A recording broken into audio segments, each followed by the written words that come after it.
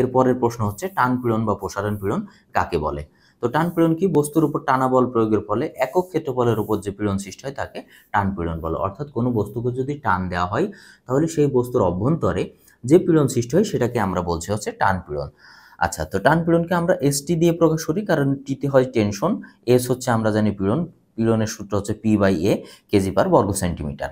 এখন দেখো এই যে এই বস্তুটাকে তোমরা একটা অ্যানিমেশন দেখতে পাচ্ছ, এই বস্তুটাকে কি করা হচ্ছে? টানা হচ্ছে। টানা হলে কি হচ্ছে? তার দৈর্ঘ্যের একটা পরিবর্তন হয়ে যাচ্ছে না, যে এই যে এটা এত বড় হয়ে যাচ্ছে। প্রথমে যখন ছোট ছিল এই যে এই অংশটুকু ছিল, এই অংশ থেকে সে বড় হয়ে যাচ্ছে, অর্থাৎ টানার ফলে বস্তুর আকৃতি পরিবর্তন হচ্ছে। তো পীড়ন তো আমরা দেখলাম না তিনটা, একটা হচ্ছে চাপ, 2 নম্বরটা ছিল হচ্ছে টান এবং 3 নম্বরটা ছিল হচ্ছে শিয়ার। শিয়ার। তো এখানে কিন্তু টান পীড়নের কথা বলা হয়েছে। আমাদের যে মূল কোর্স সেখানে আমরা চাপ এবং শিয়ার উভয় পীড়ন মানে প্রত্যেকটা টার্ম সম্বন্ধে আমরা বিস্তারিত আলোচনা করেছি। এরপর দেখো চাপ বা সংকোচন পীড়ন। যাই হোক, চাপ বা সংকোচন পীড়নের কথাও এখানে বলা হয়েছে। বস্তুর উপর চাপ প্রয়োগ করলে এর ক্ষেত্রফলের উপর যে পীড়ন সৃষ্টি হয় তাকে চাপ পীড়ন বলে। তো দেখো এখন এই যে বস্তুকে চাপ দেওয়া হয়েছে, তো চাপার ফলে কি হচ্ছে? বস্তুটা চিকন থেকে মোটা হয়ে যাচ্ছে এবং লম্বা থেকে ছোট হয়ে যাচ্ছে। তো এটাই হচ্ছে চাপ পীড়ন।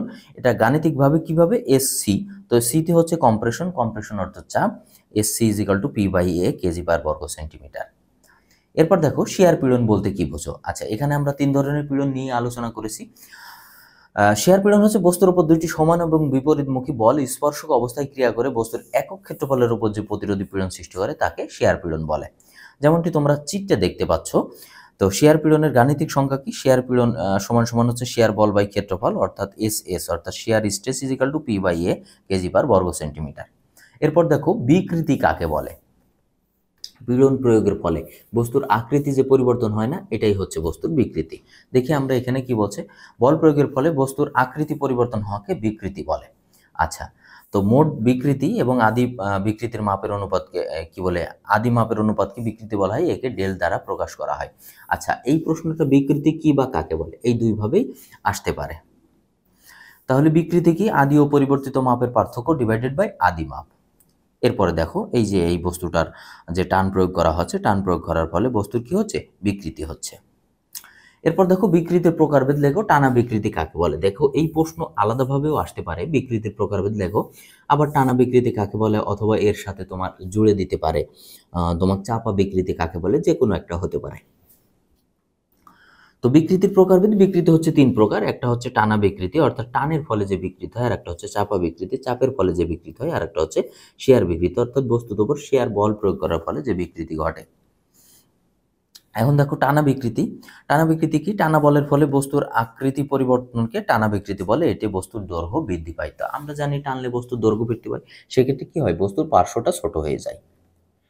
এই দেখো এখানে টানা হচ্ছে, টানার ফলে কি হচ্ছে? দেখো এই বস্তুর দৈর্ঘ্যটা এখান থেকে বৃদ্ধি পেয়ে মোটামুটি এই পর্যন্ত, অর্থাৎ এই অংশটুকু আমরা বলতে পারি যে এই অংশটুকু বস্তুর দৈর্ঘ্য বৃদ্ধি হচ্ছে, বা এখান থেকে এই অংশটুকু, হ্যাঁ, এই অংশটুকু বস্তুর দৈর্ঘ্য বৃদ্ধি হচ্ছে। তো এই দৈর্ঘ্য বৃদ্ধি কিসের কারণে হচ্ছে? টানার জন্য। যেমনটি তোমরা অ্যানিমেশনে দেখতে পাচ্ছ।